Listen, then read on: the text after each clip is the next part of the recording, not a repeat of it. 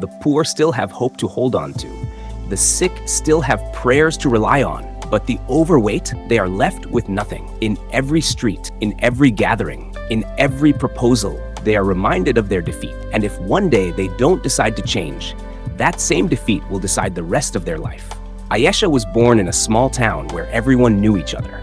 She was a bright-eyed girl with an innocent smile, but there was one thing people never failed to notice: her weight. From the earliest days of school, Ayesha became the target of cruel jokes. On her very first day in kindergarten, as she struggled to fit into the tiny chair, a boy laughed out loud. "Look, the chair is going to break!" The whole class erupted into laughter. The teacher tried to hush them, but the damage was done. Ayesha felt her cheeks burn red, not just from embarrassment, but from a pain she couldn't understand. Day after day, the teasing grew worse. Fatty, elephant, cow. The names followed her in the classroom, on the playground, and even on the walk home. She stopped wanting to play games, not because she didn't enjoy them, but because she couldn't bear the laughter when she couldn't run as fast or climb as easily as the other children. At home, she hid her tears. Her parents, loving but busy, encouraged her to focus on studies. "Don't worry about them," her mother would say softly. "People talk, but you must study hard." Her father tried to comfort her with sweets, unknowingly feeding the very problem that made her life miserable. By the time Ayesha turned 12, the words fat and ugly felt like part of her name. High school was supposed to be a fresh start. But for Ayesha, it was only a continuation of the same nightmare. No one wanted to be her lab partner in science class. No one saved her a seat in the cafeteria.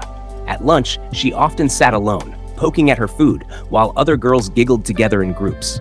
When teachers asked students to form teams for sports, Ayesha was always the last to be picked.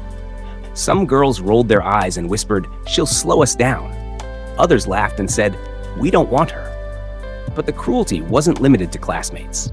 Even in the neighborhood, children pointed and laughed.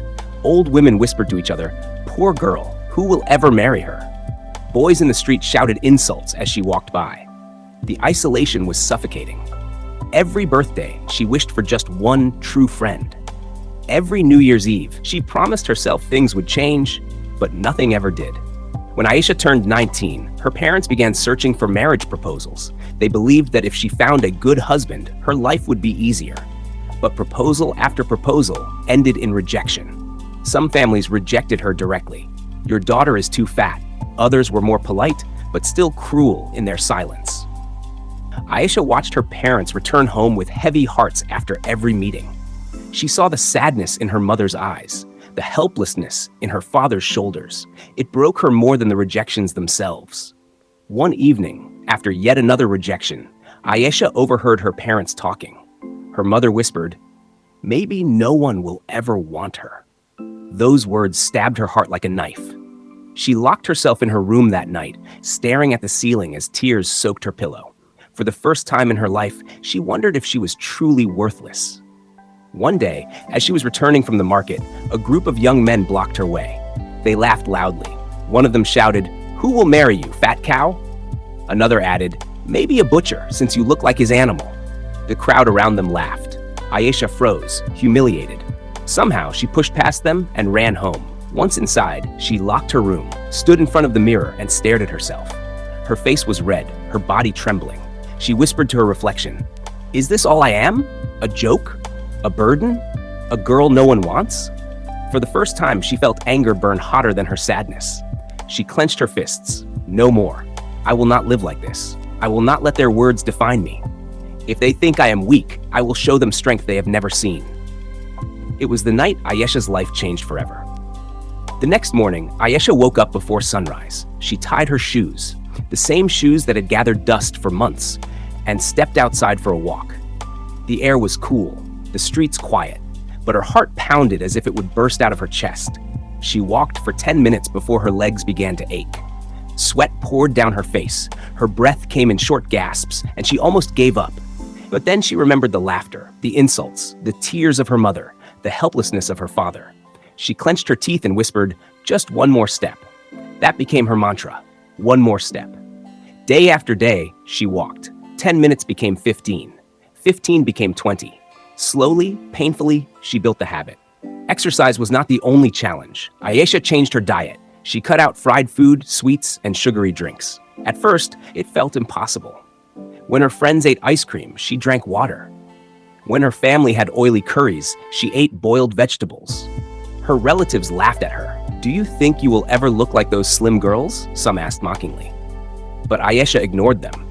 There were nights when she cried silently, her body aching from workouts, her stomach craving food she denied herself. But every tear was mixed with determination. She joined a local gym. At first, people laughed at her there too. "She won't last a week," they whispered. But she kept coming, day after day, pushing through pain, humiliation, and doubt. 3 months later, Ayesha noticed something. Her old clothes were becoming loose. For the first time in her life, the scale showed a smaller number. She smiled through her tears. It wasn't much, but it was progress. Every small victory gave her strength. She ran a full kilometer without stopping. She lifted heavier weights. She learned to cook healthy meals for herself. Her confidence grew. She began posting her journey online, inspiring other women who suffered from body shaming. Slowly, she started to receive messages. "You are inspiring me. Thank you." 1 year later, Ayesha had transformed completely. She was no longer the girl who hid behind loose clothes and lowered her head in shame. She stood tall, walked with confidence, and carried herself with dignity. People in her neighborhood could hardly recognize her. The same boys who once mocked her now stared in silence when she walked by. The same women who pitied her now praised her beauty. But Ayesha had changed inside too. She no longer lived for their approval. She had discovered her true strength, the power to rise above cruelty. Proposals began to pour in again. Families who once rejected her now begged for meetings. Relatives who mocked her now praised her. But Ayesha had learned her lesson. She didn't choose a man based on his looks, wealth, or family name. She chose someone who respected her, someone who saw her heart instead of her size. At the wedding, people were stunned by her beauty. Some whispered, "Is this really the same Ayesha?" But none dared to mock her ever again. Months after her wedding, Ayesha returned to her old neighborhood for a family gathering. A woman who once insulted her approached and asked, "What is your secret? How did you do it?" Ayesha smiled gently. "The secret is simple," she said. "I stopped living for others and started living for myself. I didn't change to please anyone. I changed because I deserved better." Her words spread like fire. Girls who once suffered silently found courage. Parents who once gave up hope found inspiration. Ayesha became a symbol of resilience. And from that day forward, no one remembered her as the fat girl.